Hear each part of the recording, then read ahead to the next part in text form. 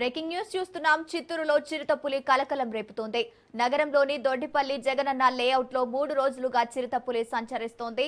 గాయాలతో స్పృహ తప్పి పడిపోయిన చిరుతను స్థానికులు గుర్తించి తిరుపతి జూ అధికారులకు సమాచారం అందించారు.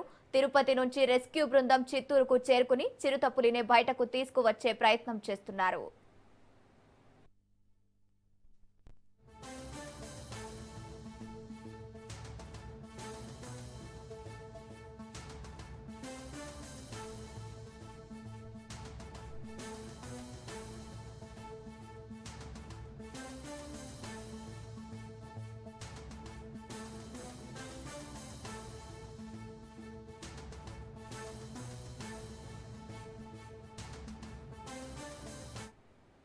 చిత్తూరులో 3 రోజుల నుంచి చిరుతపులి సంచరిస్తోంది. గాయాలతో స్పృహ తప్పి పడిపోయిన చిరుతను స్థానికులు గుర్తించి అధికారులకు సమాచారం అందించారు.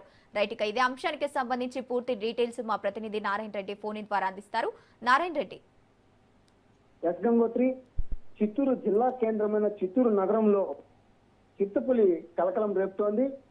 చిత్తూరు నగరంకి సుమారు 4-5 కిలోమీటర్ల దూరంలో ఉన్న దొడ్డిపల్లి జగనన్న కాలనీలో గత 3 రోజులుగా చిరుతపులి సంచరిస్తున్నట్లు కూడా స్థానికుల ద్వారా తెలిసిందే. అయితే గత 3 రోజులుగా సంచరిస్తున్న చిరుతపులి ఈ రోజు ఉదయం ఏదైతే జగనన్న కాలనీ సమీపంలో ఉన్న నిర్మానుష ప్రాంతం, అదేవిధంగా ఆ యొక్క శివారు ప్రాంతం ఏదైతే ఉందో ఆ ప్రాంతంలో కూడా ముళ్ళ పొదల్లో కూడా ఒక చిరుతపులి పడి ఉండడాన్ని స్థానికులు గుర్తించారు. అయితే ఎండ వేడి తీవ్రతను తట్టుకోలేక దాహత్యం తీర్చుకోవడానికి అటవీ ప్రాంతం నుంచి నగరానికి అంటే పట్టణంలోకి రావడానికి కారణమై ఉండొచ్చు అని చెప్పి ఆ యొక్క ఫారెస్ట్ అధికారులు కూడా అనుమానం వ్యక్తం చేస్తున్నారు. మరోవైపు ఎండల తీవ్రత ఎక్కువగా ఉండడం వల్లే యొక్క వన్య మృగాలు కూడా అటవీ ప్రాంతాన్ని వదిలి నగర వాసాల్లోకి వస్తున్నాయని చెప్పి కూడా వాళ్ళు అనుమానం వ్యక్తం చేస్తున్నారు. మరోవైపు ఏదైతే ఈ చిరుతపులి సంచారం ఎక్కువగా ఉన్నట్లు కూడా ఆ యొక్క కాలనీ వాసులు కూడా తీవ్ర భయాందోళనలో ఉన్నారు. ప్రస్తుతం ఆ యొక్క చిరుతపులి తీవ్ర గాయాలకు గురైనట్లుగా కూడా గుర్తించారు. దాన్ని